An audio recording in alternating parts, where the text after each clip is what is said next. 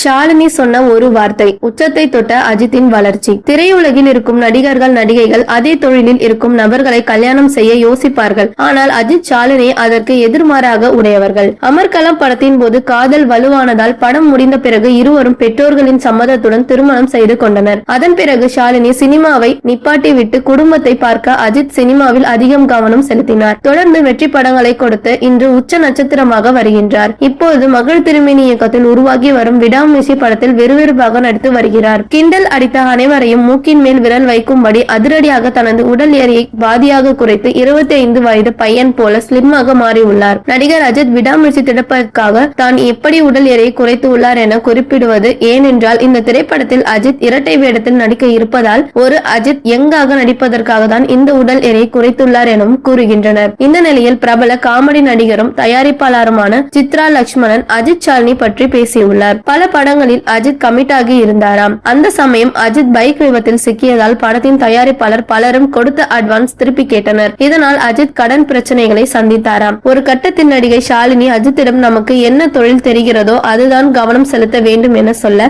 அதை அஜித்தும் நன்கு புரிந்து கொண்டு நடிப்பில் முழு கவனம் செலுத்தினாராம். அதன் பிறகு அஜித் பைக் தொடவே இல்லை. தொடர்ந்து நடித்தார். அந்த படங்களுக்கு வெற்றி படங்கள் அவருடைய சம்பளம் உயர்ந்தது. தற்போது நடிகர் அஜித்குமார் ஒரு படத்திற்கு சுமார் 60 கோடியில் இருந்து 100 கோடி வரை சம்பளம் வாங்குவதாக கூறப்படுகிறது. அஜித் எப்பொழுதெல்லாம் துவண்டு கிடைக்கிறாரோ அப்பொழுது ஷாலினி அவருக்கு பக்கபலமாக இருந்து அஜித்தை தூக்கிவிட்டு உள்ளார் என்பது குறிப்பிடத்தக்கது.